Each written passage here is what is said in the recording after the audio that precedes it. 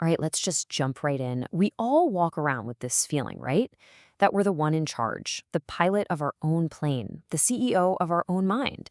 But what if that whole feeling is just a really, really convincing story? An illusion cooked up by the incredible machine between our ears. I mean, you know the feeling. You make a totally conscious decision. Okay, just one more episode, then I'm going to bed. But then you don't. And in that little moment, you kind of have to wonder, wait a second, if I made the decision, who decided to ignore it?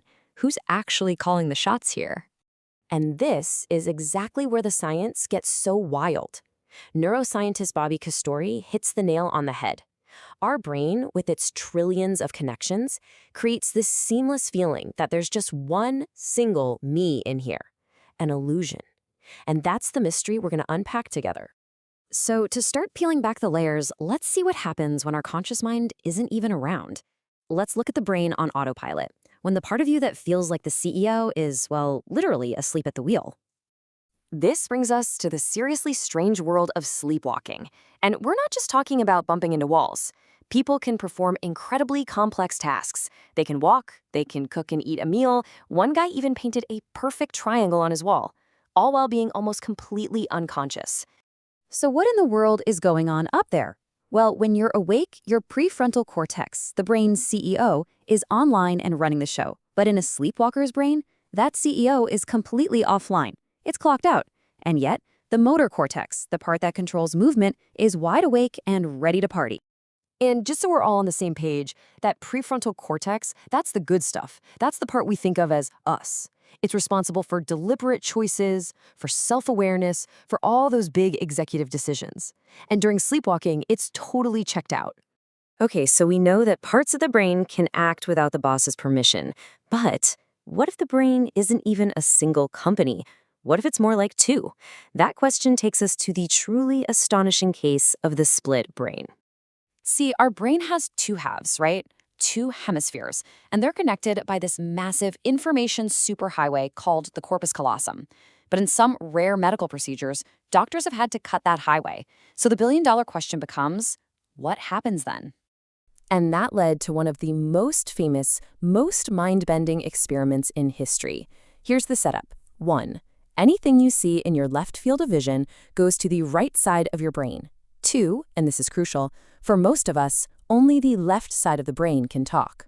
So they flash the word Texas so that only the non-speaking right brain can see it. Now here's where it gets crazy. The researcher asks the patient, "What did you see?" And the patient's speaking left brain answers, totally honestly, "I didn't see the word." Because it didn't. From its perspective, nothing was there. But, and this is the big but, the right brain, the one that did see the word, can't talk. What it can do is control the left hand. So when the researcher asks the patient to draw a symbol for what he saw with his left hand, he draws a cowboy hat. The right brain knew it was Texas the whole time. The lead neuroscientist, Michael Gazzaniga, put it perfectly. The cooperation is happening on the paper, not inside the head. You're literally watching two separate streams of consciousness in one skull working together to create a single action. It's just, wow. So we've got independent systems, and maybe even two separate minds cohabitating in there. This really starts to make our everyday sense of making a choice feel, I don't know, a little fragile. Which leads to the next question. Just how easily can your brain be tricked? So check out this incredibly simple but brilliant experiment. You have a person, and you tell them to decide when to move their finger. But at the exact same moment their brain sends that signal, a machine using magnets also sends a signal that makes their finger move. And then you just ask them a simple question. Who did that? Was it you or was it the machine? And the results are just stunning. Even on the trials where the person absolutely 100% initiated the movement themselves, only 5% of people were confident enough to say, yeah, that was me. A massive 65% gave all the credit to the machine. They just gave their own agency away. So here's the big takeaway. That feeling we have of I did that, our sense of agency, it isn't a direct command from the CEO's office. It's more like a story the brain writes after the fact to make sense of what just happened. And as that experiment shows, that story can be manipulated really, really easily. Now, I know this can all sound a little unsettling, maybe like we're just puppets. But what if we've been looking at it all wrong? What if letting go of that tight, conscious control is actually a kind of superpower? Let's talk about embracing the unconscious self and the power of just letting go. Scientists wanted to see what was happening in the brains of people at the peak of their creative game. So they put jazz musicians and freestyle rappers into brain scanners and just told them, improvise, make up complex music and rhymes right there on the spot. And what they found was fascinating.